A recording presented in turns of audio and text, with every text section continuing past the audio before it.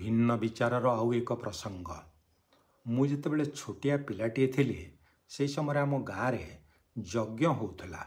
ମୁଁ ଅନ୍ୟ ସାଙ୍ଗମାନଙ୍କ ସହିତ ମିଶିକରି ଯଜ୍ଞ ଦେଖିବା ପାଇଁ ଯାଉଥିଲି ଏବଂ ମୋର ମନେ ପଡ଼ୁଛି ଆମ ଗାଁ ଲୋକମାନେ ଖାଣ୍ଟି ଗାଈ ଘିଅ ନେଇକି ଯାଉଥିଲେ ଯଜ୍ଞରେ ଦେବା ପାଇଁ ଆହୁତି ହେବ।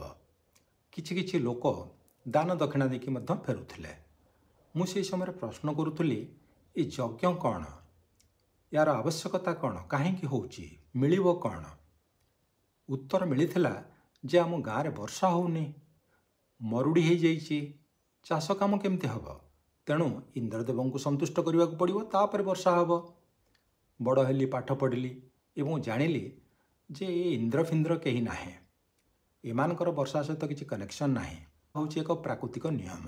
ପୁଣି ବଡ଼ ହେଲି, ପାଠ ପଢ଼ିଲି, ଏବେ ସହରରେ ରହୁଛି ଏବଂ ଏବେ ମୁଁ ଦେଖୁଛି ଯେ ଏଇ ଯଜ୍ଞ କଥାଟା ଆମ ଗାଁରେ କାହିଁକି ଉଠୁଛି?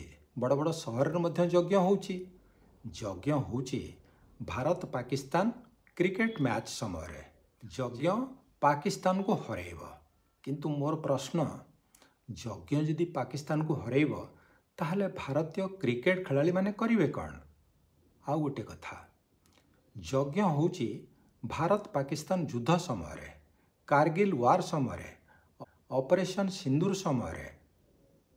ମୋର ପ୍ରଶ୍ନ, ଯଜ୍ଞ ଯଦି ଭାରତକୁ ଜିତେଇବ, ପାକିସ୍ତାନକୁ ହରାଇବ, ତାହେଲେ ଭାରତୀୟ ସୈନ୍ୟମାନେ କରିବେ କ'ଣ? ଆଉ ଫ୍ରାନ୍ସରୁ ରାଫେଲ କିଣିବାର ଆବଶ୍ୟକତା କ'ଣ? ଆଉ ଗୋଟିଏ କଥା, ଯଜ୍ଞ ହେଉଛି ଭାରତର ଚନ୍ଦ୍ରଯାନ ଅଭିଯାନ ସମୟରେ। ଭାରତର ଚନ୍ଦ୍ରଯାନ ଅଭିଯାନ ସଫଳ ହେବ। କିନ୍ତୁ ପ୍ରଶ୍ନ, ଯଦି ଯଜ୍ଞ ଭାରତର ଚନ୍ଦ୍ରଯାନ ଅଭିଯାନକୁ ସଫଳ କରିବ ତାହେଲେ ଇସ୍ରୋର ବୈଜ୍ଞାନିକମାନେ କରୁଛନ୍ତି କ'ଣ? ଆଉ ଗୋଟିଏ କଥା, ଯଜ୍ଞ ହୁଏ ଆମେରିକାର ନିର୍ବାଚନ ସମୟରେ।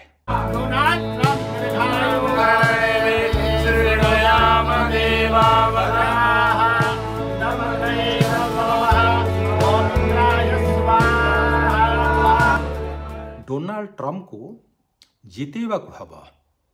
ଡୋନାଲ୍ଡ ଟ୍ରମ୍ପଙ୍କର ଭିକ୍ଟ୍ରି ଭାରତର ଭିକ୍ଟ୍ରି।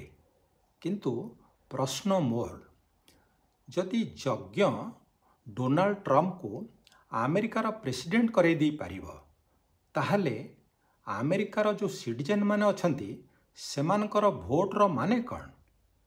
ଏସବୁ ଛୋଟ ଛୋଟ ପ୍ରଶ୍ନ ହୋଇପାରେ, କିନ୍ତୁ ଏସବୁ ପ୍ରଶ୍ନର ଉତ୍ତର ଆପଣମାନଙ୍କ ପାଖରେ ଅଛି କି?